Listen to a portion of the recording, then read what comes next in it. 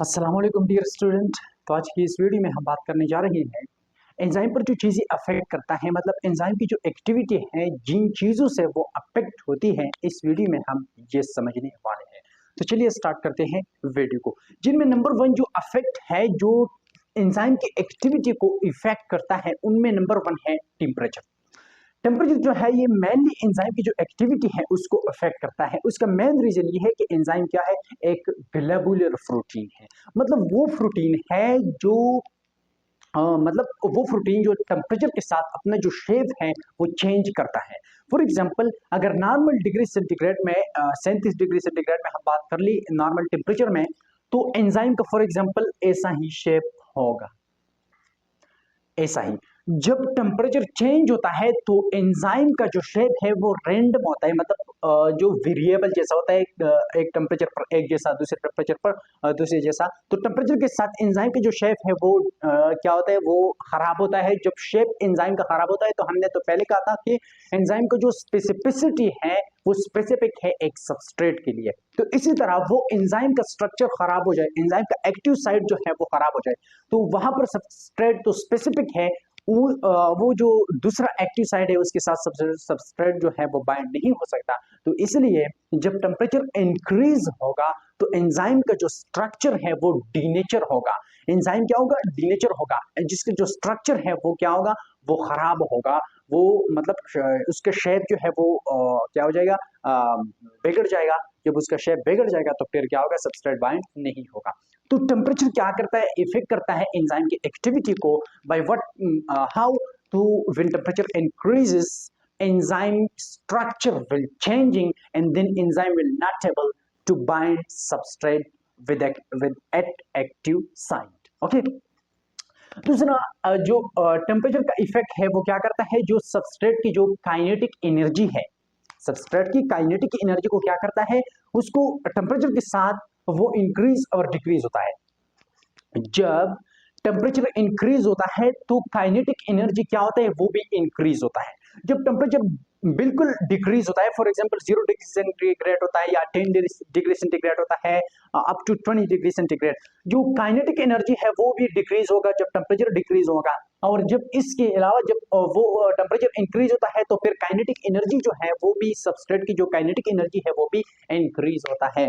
तो number one क्या करता है, एंजाइम का स्ट्रक्चर को क्या करता है, एंजाइम के स्ट्रक्चर को खराब कर देता है टेम्परेचर। नंबर टू क्या कर देता है, जो सबस्ट्रेट है उनके साथ जब टेम्परेचर इंक्रीज होता है तो सबस्ट्रेट की जो काइनेटिक एनर्जी है वो भी इंक्रीज होता है एक खास हद तक। तो मैमल में क्या है, 40 डिग्री सेंटीग्रेड तक जो टेम्परेचर है वो इंक्रीज होता है तो फिर काइनेटिक एनर्जी भी इंक्रीज होता है। तो 40 डिग्री सेंटीग्रेड में क्या करता है, जो ऑप्टिमम टेम्परेचर है किसके लिए, मेमेलियन की जो एंजाइम है उसके लिए 40 डिग्री सेंटीग्रेड टेम्परेचर क्या है, ये एक नॉर्मल टेम्परेचर है। जिस नॉर्मल टेम्परेचर पर एंजाइम जो है वो फुल फंक्शन परफॉर्म करता हूँ, नॉर्मल फंक्शन परफॉर्म करता हूँ, तो वो उस टेम्परेचर को हम क्या कहते हैं, ऑप्टिमम टेम्परेचर। इसका डिफिनीशन ऐसा बन जाएगा कि वो टेम्परेचर जिस पर एंजाइम जो है मैक्सिमम एक्टिविटी करता हो। मतलब क्या, the temperature at which the enzyme work high, the temperature at which the enzyme work best as compared to another temperatures. Okay, तो 40 डिग्री सेंटीग्रेड क्या है, ये एक ऑप्टिमम टेम्परेचर है मैमल में। इसके अलावा जो बैक्टीरिया है उनमें 96, 97 माइनस में भी हो सकता है। इसी तरह एवरी ऑर्गेनिज्म के लिए क्या है, एक स्पेसिफिक जो है ना, एक स्पेसिफिक टेम्परेचर है और उस स्पेसिफिक टेम्परेचर को हम क्या कहते हैं, ऑप्टिमम टेम्परेचर कहते हैं। ओके, जब टेम्परेचर बिल्कुल मतलब 40 से इंक्रीज होता है तो फिर काइनेटिक एनर्जी जो है वो तो इंक्रीज होता है, लेकिन जो एंजाइम है वो डीनेचर होता है। डीनेचर का मतलब क्या है, मैंने पहले कहा कि फॉर एग्जांपल एंजाइम का शेप ऐसा है, जब टेम्परेचर बिल्कुल इंक्रीज होता है तो एंजाइम का जो शेप है वो इसी तरह बन जाता है। अब जो यहाँ पर जो सबस्ट्रेट है वो तो बाइंड नहीं हो सकता। जब सबस्ट्रेट बाइंड नहीं हो सकता तो इस हालत को, एंजाइम की इस हालत को हम क्या कहते हैं, डीनेचर कहते हैं। तो एंजाइम क्या होगा, डीनेचर होगा और फिर एंजाइम खत्म हो जाएगा। तो टेम्परेचर क्या करता है, एंजाइम की एक्टिविटी को अफेक्ट करता है किस तरह, काइनेटिक एनर्जी पर। और दूसरा क्या, जो ग्लोबुलर प्रोटीन है, ग्लोबुलर प्रोटीन का मतलब ये है कि टेम्परेचर के साथ अपना शेप जो है वो चेंज करता है। तो पहले तो काइनेटिक एनर्जी के साथ टेम्परेचर इंक्रीज होगा तो फिर एंजाइम का जो एक्टिविटी है वो भी इंक्रीज होगा, because due to increasing in kinetic energy of substrate. और फिर एक हद के बाद क्या होगा, फिर ऑप्टिमम टेम्परेचर के बाद क्या होगा, टेम्परेचर इंक्रीज होकर जो एंजाइम है उसका स्ट्रक्चर जो है वो खराब होगा। जब स्ट्रक्चर खराब होगा तो फिर सबस्ट्रेट बाइंड नहीं होगा। तो टेम्परेचर का इफेक्ट ये था। नंबर 2 जो इफेक्ट है वो है पीएच का। पीएच का मतलब पावर ऑफ हाइड्रोजन आयन। मतलब क्या कि एक सोल्यूशन, एक सेल कितना एसिडिक है और एक सेल कितना बेसिक है, एक सेल कितना एसिडिक है, एक सेल कितना बेसिक है। जब पीएच जो है ये एक स्पेसिफिक होता है, some enzyme are work best at acidic environment and some enzyme are work best at basic environment. तो एंजाइम का इफेक्ट क्या है, पीएच पर है। और पीएच एवरी एंजाइम के लिए एक स्पेसिफिक पीएच होता है, एवरी एंजाइम के लिए एक स्पेसिफिक बेसिक सॉल्यूशन होता है। सम एंजाइम के लिए क्या होता है, एसिडिक सॉल्यूशन होता है। तो एवरी एंजाइम के लिए स्पेसिफिक पीएच है। जब वो स्पेसिफिक पीएच प्रोवाइड नहीं हो एंजाइम को, तो एंजाइम जो है वो डीनेचर होता है, एंजाइम अपना फंक्शन सही तौर पर से परफॉर्म नहीं करता। तो यहाँ पर मैंने दो एग्जांपल दिए, एक है अमाइलेज और दूसरा है केटलेज। अमाइलेज का जो है 6.8 है और केटलेज का 7 है। अब ASE जब आखिर में आता था तो ये पहचान है एंजाइम का। 6.8 ये जो है नियर है न्यूट्रल को। मतलब क्या कि जो पीएच है उस पर टोटल जो स्केलिंग है वो है 1 to 14।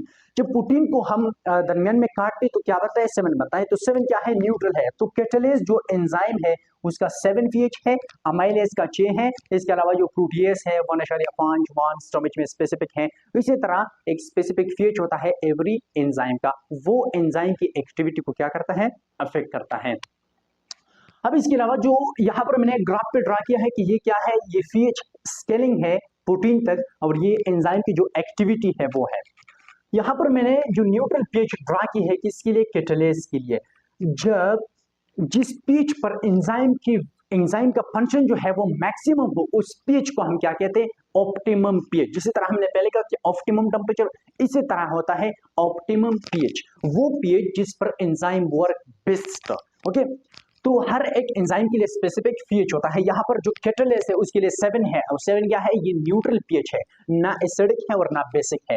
जब 7 से डिक्रीज होता है तो ये एसिडिक बनता है, इस पीएच को हम एसिडिक पीएच कहते हैं। और जब 7 से इंक्रीज होता है तो वो बेसिक होता है। ओके, तो activity of catalase at 7 pH is maximum as compared to 1 2 3 4 5 and 8 9 10 11 up to 14। Okay, तो क्या करता है, पीएच भी एंजाइम की एक्टिविटी को अफेक्ट करता है। जिस तरह कैटालेज के लिए स्पेसिफिक है, अमाइलेज के लिए स्पेसिफिक है, फ्रूटिएज के लिए स्पेसिफिक है, डिफरेंट टाइप ऑफ एंजाइम के लिए स्पेसिफिक पीएच होता है। इसके अलावा सबस्ट्रेट कंसंट्रेशन क्या करता है, इफेक्ट करता है। फॉर एग्जांपल सबस्ट्रेट कंसंट्रेशन का मतलब क्या है, फॉर एग्जांपल अगर एंजाइम जो है वो कांस्टेंट हो, फॉर एग्जांपल अगर एंजाइम 5 है और सबस्ट्रेट बहुत ज्यादा है तो एक टाइम में 5 ही सबस्ट्रेट प्रोडक्ट को कन्वर्ट होगा, क्योंकि एंजाइम तो 5 है, सबस्ट्रेट तो बहुत ज्यादा है।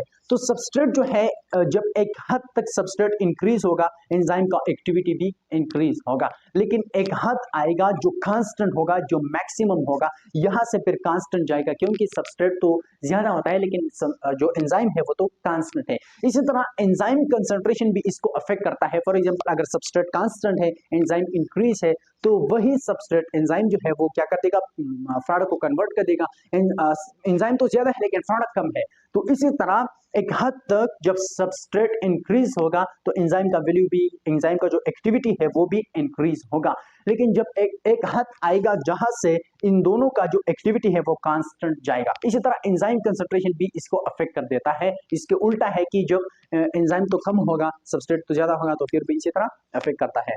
तो ये था आज का हमारा video factor affecting on enzyme activity, जिसमें हमने पढ़ा टेम्परेचर, पीएच और थर्ड नंबर जो है एंजाइम concentration और substrate concentration। and the next video we will discuss about inhibitor। inhibitor मतलब जो एंजाइम की एक्टिविटी को क्या करता है, स्टॉप कर देता है। बाज होता है इरिवर्सिबल, बाज होता है रिवर्सिबल, बाज होता है कम्पिटिटिव, बाज होता है नॉन कम्पिटिटिव। तो नेक्स्ट वीडियो में हम इसकी कंप्लीट डिटेल को एक्सप्लेन कर देंगे। तो मुझे इजाजत दीजिए, नेक्स्ट लेक्चर तक अल्लाह हाफिज।